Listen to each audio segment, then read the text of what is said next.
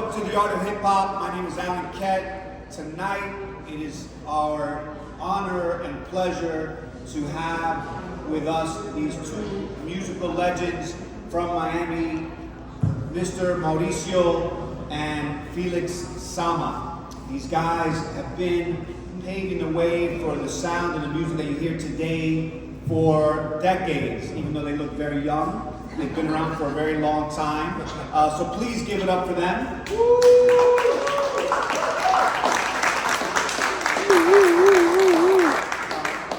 We're very happy to have them with us tonight, and we're also very happy that Voli Vodka is with us in the building tonight as well.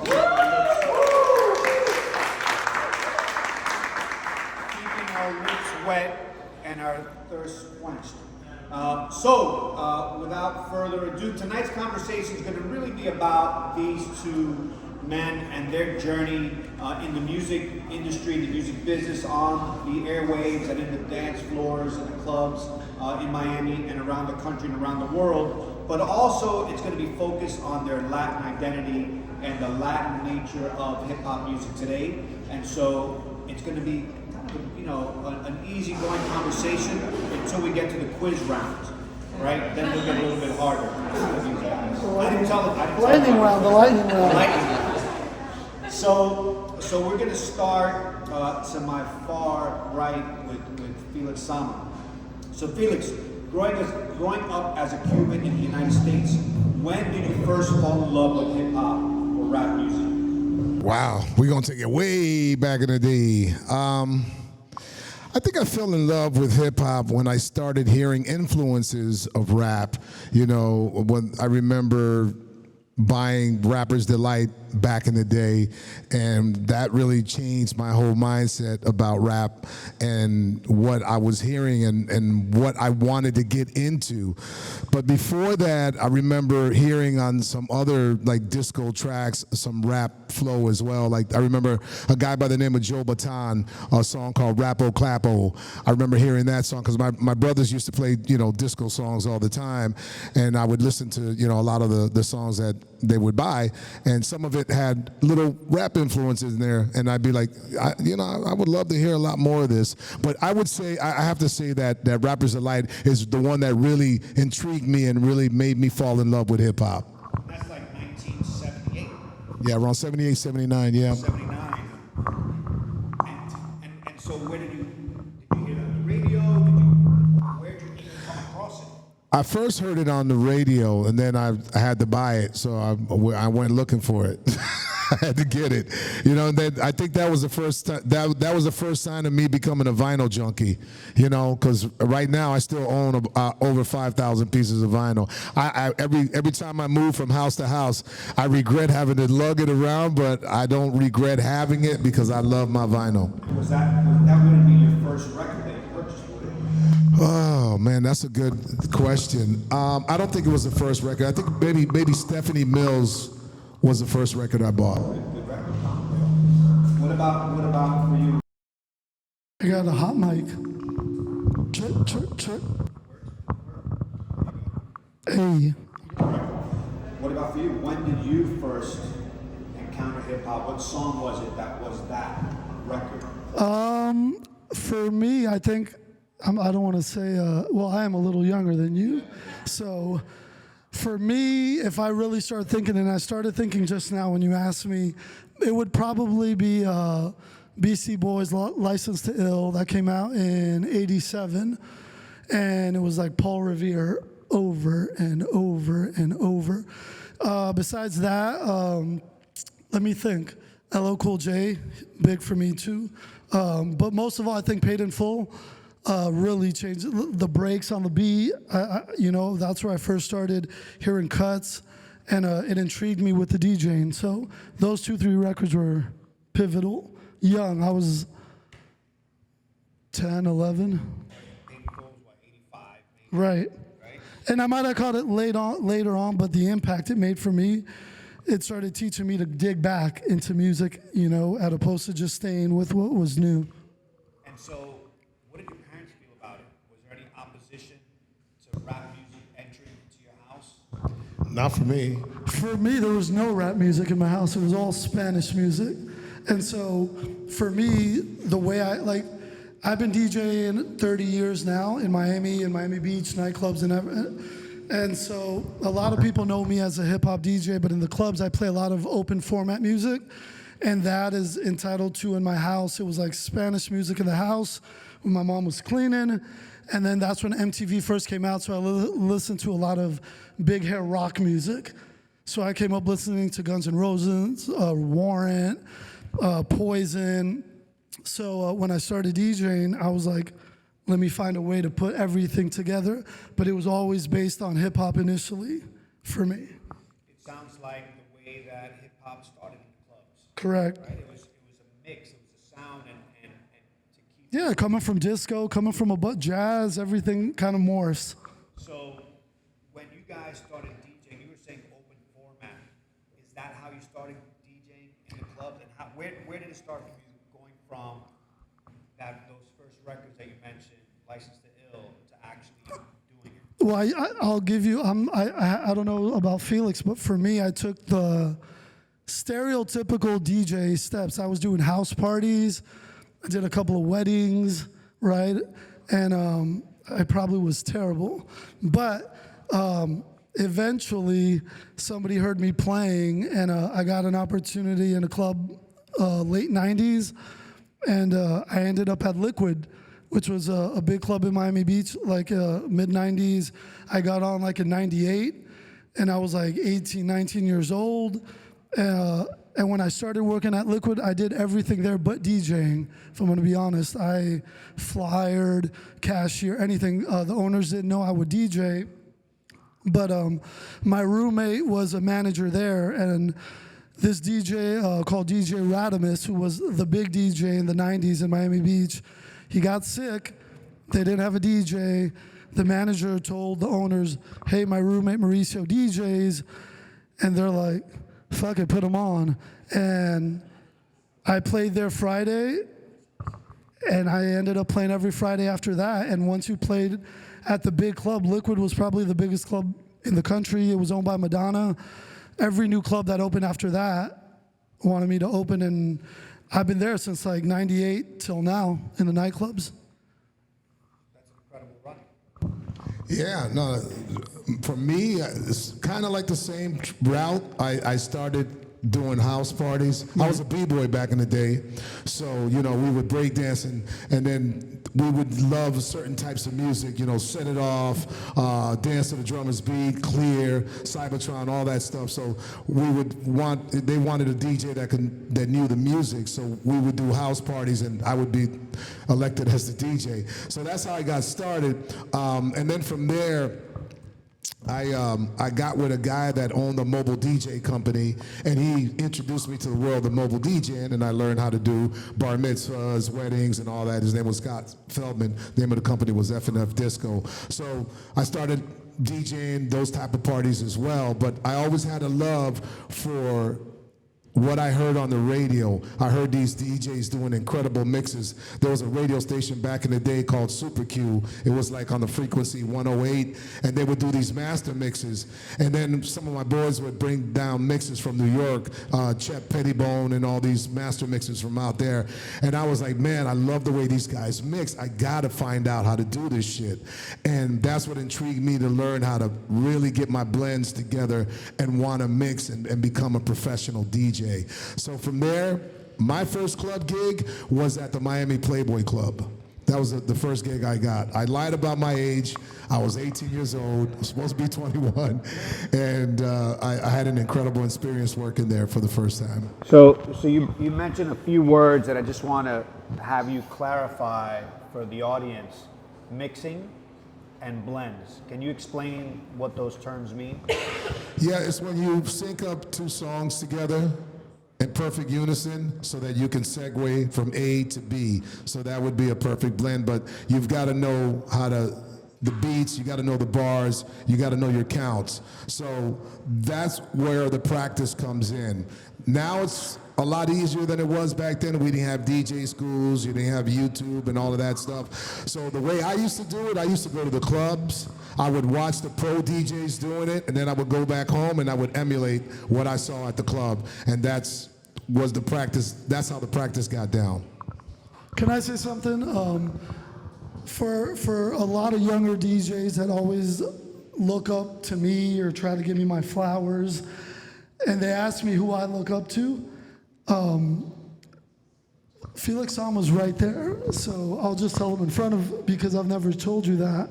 For me as a kid, it was always Laz, Felix Sama, you know, Mr. Mix, who used to be with Two Live Crew, before I met Tony Touch and Clark Kent, and I ended up being big friends with AM and Mark Ronson. But when they all asked me, where did you get, how do you cut this way, and how do you do this?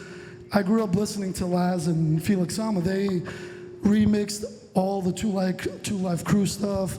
They would cut over freestyle music, because freestyle music was the big music here until like early 90s, until like the West Coast, 92, when the first Chronic came out. That was a big wave of hip hop in Miami. Prior to that, we were playing a lot of dance music on Power 96. And for me, the way that Felix and Laz would mix and cut, super pivotal, the way how I play and mix and cut. So yeah, I just wanted him to know. Oh, well, thanks, man. And I appreciate that, and I look up to you as well, because every time I heard you do a mix set, and then that drop would come in, and it would be heavy hitters. I was like, who are the heavy hitters? And then I did the research, and I saw DJ Camilo, and then you guys were like a crew, and I was like, how do I get down with the heavy hitters? I wanted to get down with the heavy hitters. They reached out because they didn't have no Miami guy, and then I was making moves in the early 2000s. I was on the radio. I started on the radio in 2002, so we're at 22 years now on the radio, same time slot. I was at Power 96 for a couple of years with Laz, because it was a dream of mine to work with Laz. Laz, Lazaro Mendez is Laz, right? He invited me to do his morning show. I did it for a little bit, and it was a station too that I grew up listening to, so I played there. And again, it was the home of like Laz, Felix Sama, Zog, all these guys that have been there forever. So I told myself at some point I want to play even once there, so I can say I played at the station that I came up listening to. But yeah, 22 years of radio, always at 5 o'clock, and the ratings are still good, and I'm still on the air. So. It all comes from, the foundation of people. That's everyone else is insignificant, but plays, to me, a big pivotal role of my sound. Sure. No, I love what you're saying and how you're building on that. And I love that you mentioned freestyle music, right? It's the heavy hitters. One thing to comment, it seems like the heavy hitters is a Latin American DJ conglomerate. Right? Camilo, Enough, like all the Cast One. Yeah. There's no. It started in New York with Enough and DJ Threat, who passed away, and it was predominantly Puerto Rican, Dominican DJs from New York, and it became so big in the '90s and the early 2000s.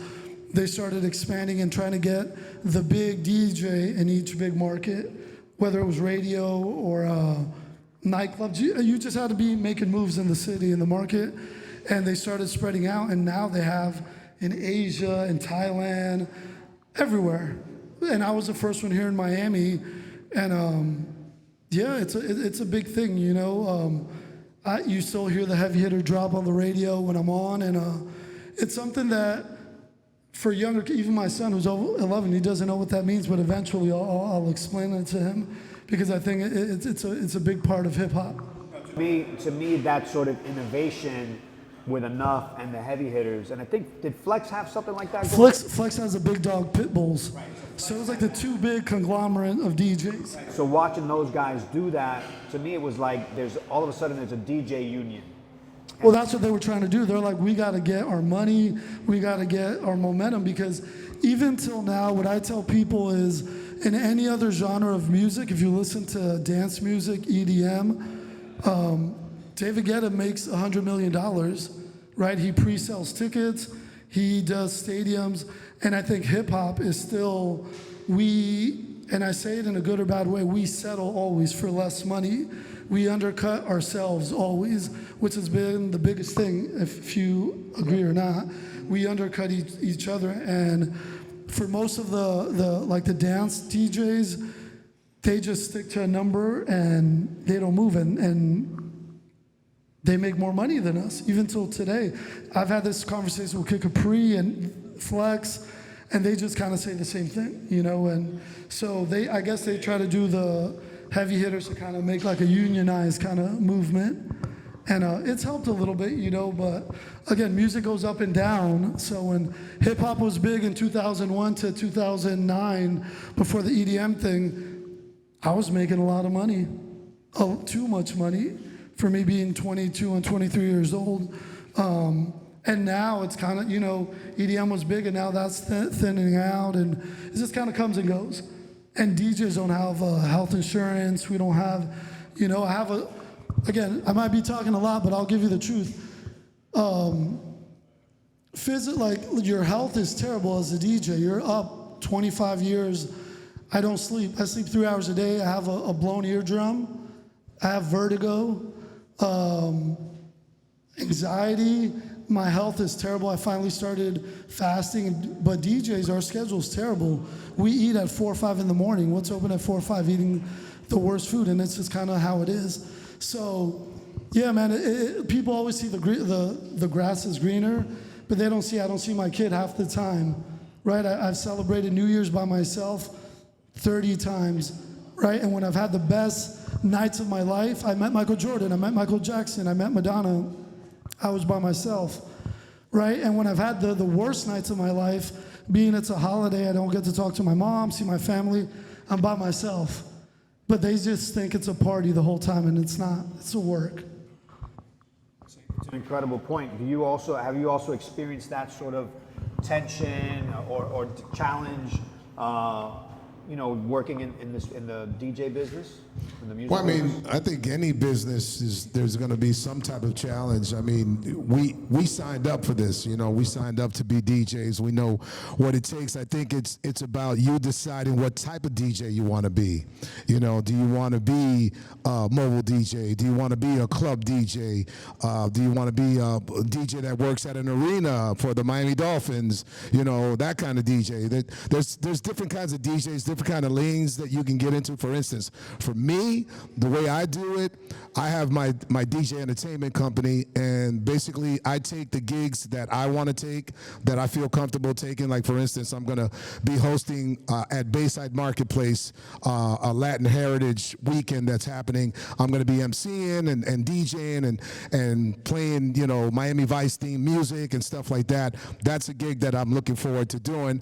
And if a gig comes in for, let's say, the Hard Rock to work at one of the bars there, I hire out one of my DJs to go and take care of that. So I make it work for me, right?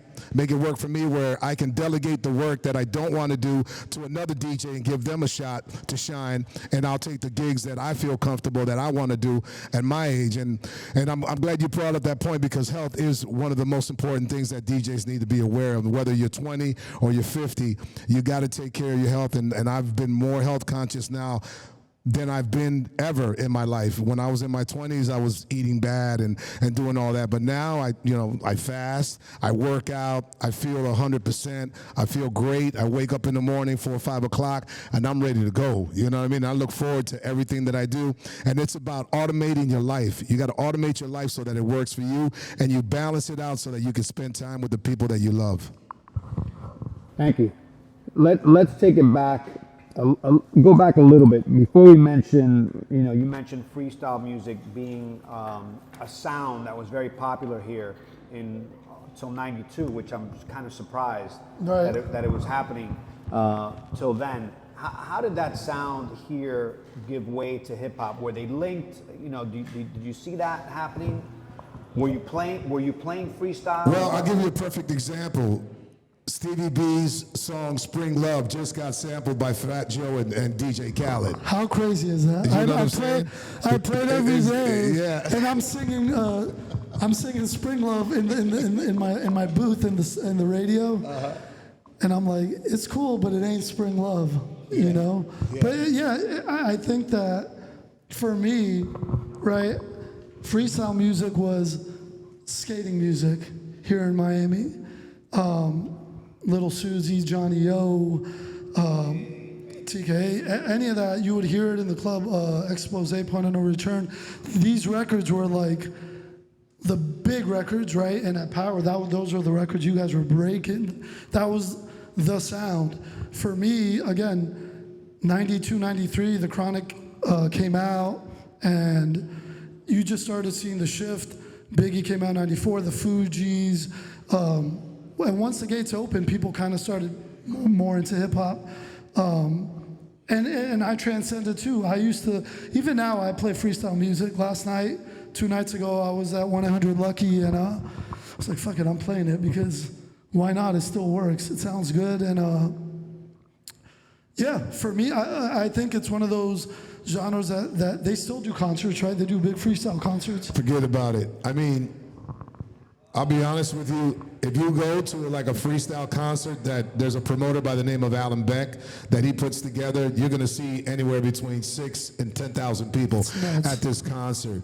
I mean, right now I do a podcast show with Stevie B called Freestyling with Stevie B, and we have all kinds of freestyle artists on there. You know, Lisa, Trenier, Naija, TKA, Coro, all of those, and they come on and they're actively still working, doing concerts, making money. The freestyle is not going anywhere. It's still alive and vibrant for the old school heads. I did a night last night. I do a once a month freestyle night at a place called Cafe 27 right off of Griffin and US Highway 27 down there in Weston. I kid you not, we get anywhere between 600 and 800 people coming out there just to listen to freestyle and booty music. Freestyle party It's here. crazy. Yeah, why not? We're already here. It's crazy, man. They love it. They absolutely go crazy. I mean, they chant the songs. They all in, for real. I get it. I love it.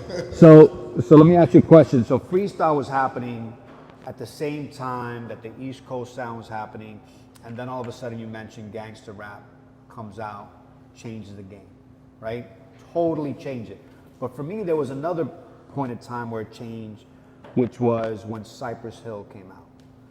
Do you guys feel, was that a moment for you guys either on radio or in the club? Did Cypress Hill matter like that? Because to me it was like, yo, there was this big, there was a Latin rap group finally that made it. For me, Cypress Hill and Kid Frost, you know, when I'm not Mexican, but when La Raza came out, it kind of appealed to me.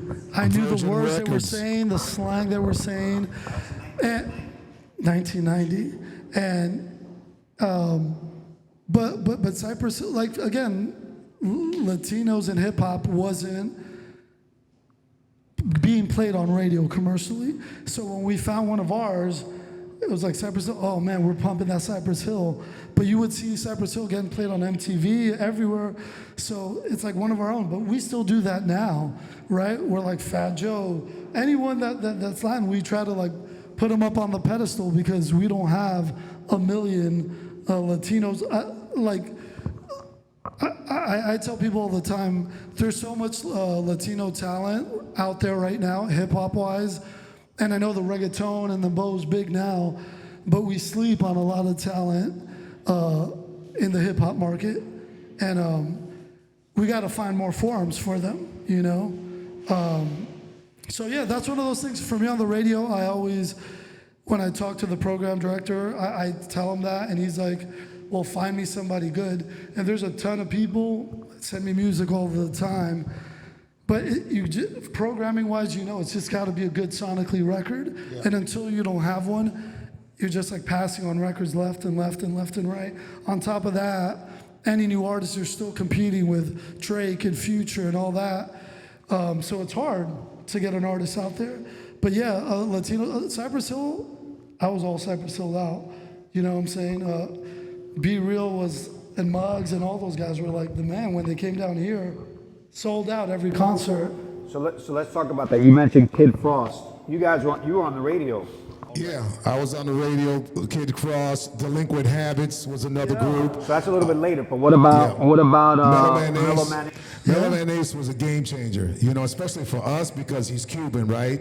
And I'm Cuban, you know, I see him coming out, and I'm like, yo, this dude is doing the damn thing. And I always believed in the whole Spanglish thing, going back and forth, Spanish and English, and he did it, he executed it very well, you know what I'm saying? Then he had the video to go along with it because he was signed to Capitol, right? Yeah. Capitol Records, and everything clicked for him, you know, and he came out with Welcome to My Groove. He had a couple of other songs, but his biggest hit was, you know, obviously the Santana sample helped out a lot, but the record was fire. You would play it in the clubs and forget about it. It was like one of those, you know, dance floor packer type of tracks. So it definitely changed the game. That was 1989.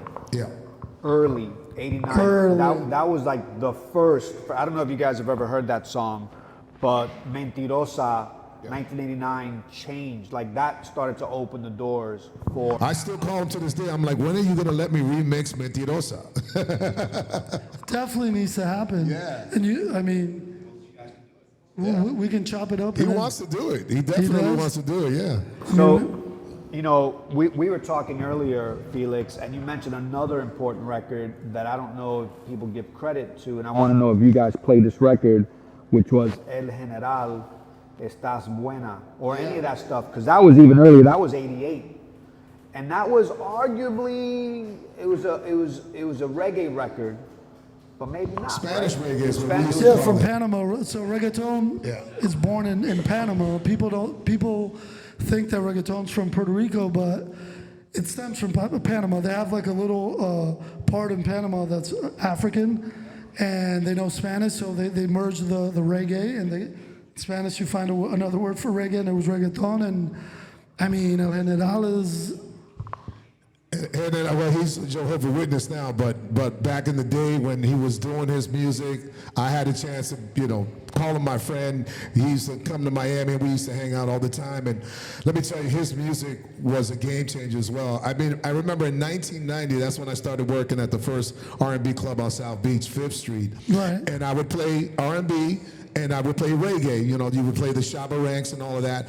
And El General was also on the playlist. You know, Tu Pum Pum, Te Ves Buena, Caramelo, all those songs would work in the R&B clubs. So they accepted the music as well. But they And- still work now, which Yes, is they crazy. do, of course, yeah. Like I'll play Bad Bunny and drop a General, and I mean Pitt remixed one of them with Daddy Yankee and Natty Natasha, and he's like OG, triple OG, you know? Yeah, he needs to come back and do some more music, man. I know.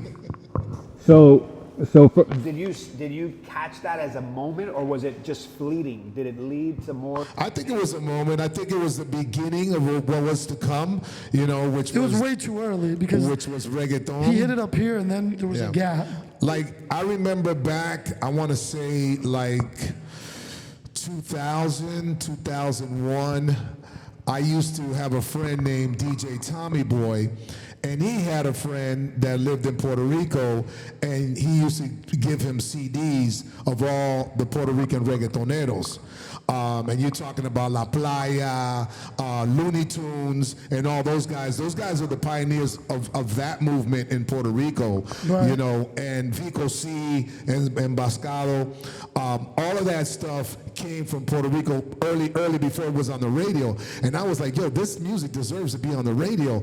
So this is when I left Power 96, and Leo Vela was a program director at Salsa 98.3, and I told him, why don't you let me do a mix show at night with this reggaeton music? And the chombo came out too, and all that reggaeton music. And they gave me a mix show at night, and it was the first time that I got a chance to introduce reggaeton to Miami. Incredible. And were you getting the music direct? How were you getting all the music? I was getting it from DJ Tommy Boy, who was getting it from one of his connects in Puerto Rico. So we would get just the CDs, and I would just listen to it and play the fly shit that I knew was banging. And that was before any of those artists started traveling Yes. to Miami, because that came way later, it seemed, right? Or correct me if I'm wrong. Right. That's when I had the opportunity to work at Telemundo.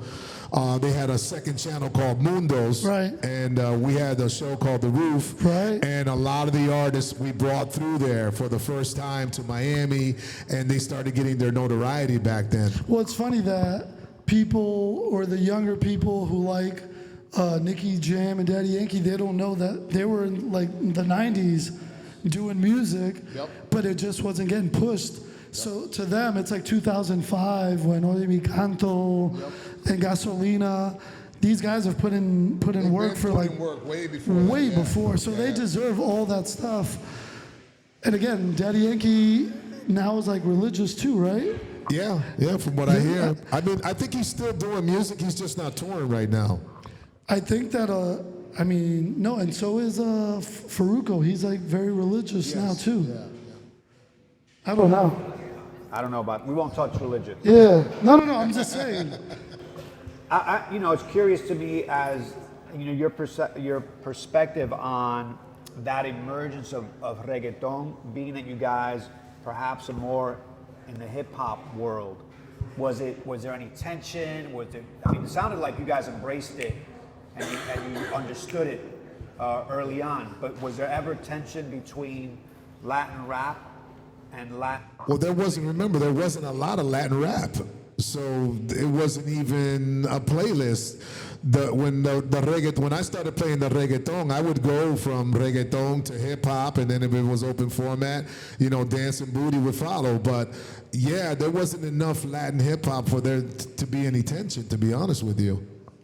For me, I was doing just straight hip hop parties, and so the early 2000s, I'm straight Gucci Man, Jeezy, T.I., right? And 2005 comes and I'm good friends with Nina Sky, with Nicole and Natalie, and 2005, Oye Mi Canto came out. And again, as a Latino in hip hop, I was like, I gotta break this record because sonically I knew it was big. That's with Nori. And I was like, fuck it. And I started playing it in just straight hip hop clubs. And I was like, because as a DJ, you find a way to make it work. So if they don't know it, I'm gonna find the most sonically song that can, play Wayne Wonder, like a reggae song that I can play a reggaeton that if they don't like it, I can go in and out of the song real quick. But in my head, I knew that song was a go. It was a go. And then again, you have someone like Fat Joe, that's from the 90s. He finally eventually got very commercial in the 2000s. So, am I a little biased and push like the Latin artists once they get their momentum? Of course, right? I want to see them win. And look at Joe. What is he not doing right now?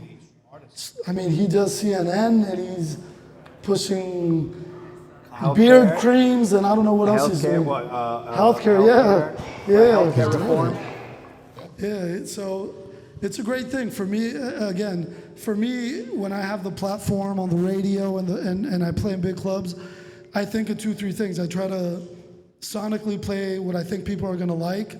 2, I like to like grassroots artists from here that I've seen them like Pitt pound the pavement and just have no records. Pitt for years, and would bring me records and I just thought they were terrible. I was like, I don't like it. This ain't it. Eventually you get one. And he was like just putting out records, 3-4 records a day, sending them. And eventually in the mid-2000s started with the Damn It Man. He was doing more hood stuff, right? He was signed to Luke, so he was on Luke Records and he was doing a lot of freestyle with Piccolo and stuff like that. But in the late 2000s, he was quick on the jumping on the house stuff. Yeah. And he brought me the Bob Sinclair, The World Hold On record, and he did a freestyle. And it was Monday nights at bed. I don't know if any of you guys used to go to bed on Monday nights. I used to be the spot to go to. Every Monday he was there with music. And again, it wasn't my thing. I was like, it's cool, it's not it. The next week he brought me the, what was the record? I Know You Want Me? No. Calle Ocho? No, the dun dun dun dun dun dun dun dun. Yeah. Which one? It's not the anthem. He wants to do the whole thing. Yeah, do you want me to sing you the whole fucking Yeah, go song? I don't Anyways. know. I couldn't tell from that. Yeah. Yeah. But anyways, But he, yeah, it's one found, of those he records. found his groove and he started doing all the up-tempo stuff. And he went from like a local guy to Mr. Worldwide. And I think Cooler was the one that really started to put him on the map. right, You know? but you saw Yeah. the BPM started going up. Yeah, Because yeah. he was doing all this trap, super hood. He was from 8th Street. He was repping Cayocho, the little Cuban boy. And he found the BPM higher and higher, and he figured it out. And the guy, Yeah, he definitely found the lane nobody was taking advantage of. Nobody did it. Yeah, and he maximized his You know who chances caught there. his vibe was Flo. Flo Rider said, "Oh look, Pitt found the lane," and he started doing this kind of the same vibes. You know, what's interesting that you're mentioning with the BPMs going up, I think that is a direct connection to Latin music. You know, if you have Latin roots, whether you're Cuban, Colombian, you're Ecuadorian, whatever, you dance. You come from a family, you come from a culture that's a very much a dancing culture, merengue, cumbia, salsa, whatever. You're dancing with your mom You're dancing with your in the tias, with kitchen, your mom. whether you Always. want to or not. She's pulling you out there to dance. Always, right? But hip hop isn't always like that. But when he did that and it sped up, he went into his dance roots, so to speak. And the reggaeton thing is dance. And I think that's why it works, because it's sort of like in our nature, it's in our DNA to want to dance, right? We grew up like that. Yeah, I mean, you gotta dance, right? I mean, you guys are in the clubs, you guys know more than anybody. If the club's not dancing, you're out of a job. Yeah. Right? If the music's not hitting, I you're not always working. say my work is to make you twerk. I say that on the radio always. That's it. If I'm not doing my job, I won't be here next week. But it's 100% like that. But Yeah. the reggaeton and the Pitbull example is a perfect example of the artist finally kind of getting it, right? The light bulb goes up and you hit that lane and all of a sudden you have success and the clubs are packed, the stadiums are packed, filled with a Latino audience. Kind of makes sense. You got to have the right chemistry, though, and he found the right chemistry. You know, teamed up with great producers like Red One and his, I forgot his boy that was with him for a very long time, but he produced a lot of music with him as well. And if it's a hit, it's a hit. We're gonna play it. You know, at the end of the day, Right. we play the hits because we do not want to see that dance floor empty. It's got to be packed all night. So, you know, you were mentioning before the challenges of Program managers, right? And just the program directors, rather. Yeah. You know, and getting those songs in there. Is that a constant struggle? Is it easy? Is it difficult? Do you know? Is there disagreements with records? And how do you get over that? I retired from radio, so go ahead. I mean, I think it ultimately, and you can attest, it's going to be your program director. Each program director runs his operation how he wants to, even though it's a big company like iHeart and they have certain way they want it programmed. A program director is going to kind of guide you the way he wants. I think with longevity, you get more breathing room. So for me, I've been in radio so long that I can, you know what I'm saying, if Pitbull just came out or a new artist came out, I can play it. I won't get any pushback because they just have confidence that I have the ear sonically that it'll work. And I could be wrong, but I can say I've been more right than wrong after a while. Right? Sure, I got it. Yeah, I mean, like he says, it's different for every radio station franchise that you work with. You know, I was at iHeart for over 12 years, so you know they sometimes give you flexibility to mix in, you know, what you think is going to be the next big thing, right? But you also have to surround it with the hit records that are on rotation on the playlist for the radio station. So you do get some flexibility, but you have to be mindful, and then you got to also be mindful of the ratings. And It's a business. It is. It's a business. That's what radio is. You get flexibility as long as you're doing the right thing and the ratings are right. When the ratings start going down, that's when everything gets scrutinized, and you might have to stick to the playlist a lot harder. So for you guys, you know, and we're gonna, you know, start to wrap this up. What were the records that you played? Let's say I'm thinking now Latin hip hop or Spanish language hip hop that worked. You know, are there records in your mind that work that you'd still play today? You mentioned Oye Mi Canto, Nina Sky and I mean, Horace. Fat Joe Lean Back. That record is his biggest record, and it's it's like those artists and records that it's a timeless record you can play forever. You hear Lean Back, you hear the Scott Storch intro, the dun, dun, you know what it is, you know the chorus, you know the dance, and that like there's a bunch of records like that, but to me Latin records would be like Fat Joe, a ton of Pitbull records, right? Even though Pitt is considered more pop and more dance, his root is hip hop music, right? I'll send him a slow hip hop record and he gets excited because it's not, his bread and butter, but he still loves it. And so, yeah, I think that Fat Joe's probably my biggest record, like Latin wise. Yeah. So Fat Joe's probably for me. For me, it's a lot of them. You've got Big Pun. I still play, Big Pun. Obviously, Fat Joe. And then a lot of the reggaeton stuff, still old school reggaeton stuff, still works for me, and I still play that. Daddy Yankee, Don Omar, all that stuff. Obviously, when it comes to dance, Pitbull is at the top of the food chain. So those are some of the bigger records that, if I, off the top of my head, that I would be throwing on the dance floor. What do you think? And we'll wrap it up. What do you think is Next for Latin music and next for yourselves? I know, you're both still working DJs. You're both still working music. What's next for each of you guys in your careers? You want to go first? Well, I think Latin music is big. Latin Billboard are here this week. The Latin Grammys are here this week. I mean, not this week, but they do it every. Miami's such a landmark for Latino culture and music because it's a gateway to South America and to Europe. But for me, I think that I don't know. I think the future is bright. I don't want to say it's a fad, but right now, Latin music, if you go by J Balvin, Camila Cabello, they're the biggest artists in the world, right? A Bad Bunny, right? And Bad Bunny, all those guys, they listen to hip hop. All of them. They're influenced by hip hop, whether you want to believe it or not. Even if they don't speak a word of English, they listen to everybody. They listen to Lil Baby. They listen to Drake. So I think that Latinos and hip hop from day one, right? Hip hop was Jamaicans, right? Up in the Bronx, Puerto Ricans, Dominicans, and all that, like a big gumbo. And you've gotten all this music stemmed from that. So as long as that's going, Latino music's gonna just flourish from where it's at right now.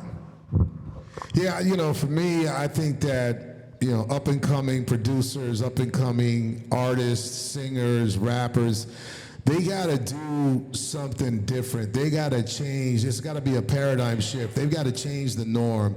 Look into yourselves and discover a new way to present yourself artistically. Like, for instance, when was the last time you heard a Latin R&B song? You know what I'm saying? Exactly. Why not put Latin lyrics on an R&B track? That would be some cool shit. You know what I mean? Aventura. That's more bachata. Yeah, that's more bachata. But it's what I'm saying, to push the envelope. You know what I'm saying? Let's hear some new stuff, from the artists that are coming out now. In terms of me, what I'm falling in love with doing right now is producing a lot of music. I'm working with a lot of the artists that I have relationships with, like Stevie B, Company B, Shannon. I just remixed Let the Music Play, Do You Want to Get Away and Give Me Tonight. And I gave it a spin. I gave it a today sound, right? But it's got those old, warm, soft vocals. So I'm working with a lot of old school artists and new, and coming up with just incredible music that I'm falling in love with, and I can't wait to introduce it to the world. I got a bunch of music coming out too. I don't want to say who I'm working with, but go to my Instagram. And it'll be there. But again, I've worked with Pitt, Ross, Anuel, a bunch of people, Yo Gotti. But again, my core is hip hop music more than anything. So the last thing I would want to do is, hey, let me go do a pop, like a house record, and then the people who know me are gonna just think I'm kind of, riding the wave. So I got a bunch of new hip hop music coming, and it's in the works. Any artists that you guys see that we should be aware of that are coming up? As far as me, no. I mean, I'm just working with the old school artists, and then the new artists that I'm working with. I don't want to speak on that yet because I'm still in the testing stages with that. Once I know that that's a proven fact that we're going to move forward, then yeah, I'll definitely have that conversation. I have this girl named Leah. She just signed a pit to Mr. 305. I worked with her for like a year and a half. She's 19. Amazing singer. If you go to Mr. 305, you'll see a bunch of her music. But yeah, I'm gonna put some music out with her. She's from down here, Cuban American. She could be Camila Cabello. She sings better than Camila Cabello. What's her name? Leah. Her last name, she has a weird last name. Oh, okay. But I forgot to mention that I did work with one of Pitt's artists last year. We did a song called The Chispa Dance. The young lady's name is Vikina. She just got nominated for a Latin Grammy. Grammy. I know. Vikina is an incredible talent. I had an amazing time producing a track for her last year, and she is a force to be reckoned with. She is going into a different lane. She's doing Latin EDM. So check out her stuff. Go to her Instagram. She's incredible. Vikina. Huge, yeah. She's gonna be big. Vikina. Yep. So where can our audience catch you, either in person or online, if you want to share that? With me in person, you just go to my socials and you'll be able to see all the events that I'm doing. As I mentioned, I'll be at Bayside Thursday, Friday, and Saturday for the Latin Heritage fiasco that we're doing there. I've got Shannon performing live. We're doing a yacht party and a bunch of other stuff over there. So tagging out to my social media is the easiest way, but I do once a month at the Hard Rock and Cafe 27 for the most part. Sorry. For me, I'm still out pounding the pavement. I'm at the club still. So Thursdays, I'm at 1-800-LUCKY. I just started a new party. Sundays, I'm doing something at Blackbird. I got 2 new parties coming up, but it's not confirmed. And if you're bored, I'm on the radio every day, 5 o'clock, 20 years, 103.5 The Beat. You could go to the iHeartRadio app. And or hit me on the IG at Mr. Mauricio. Thank you, guys. Or you can go to Apple Music, and I got music there too. Thank you.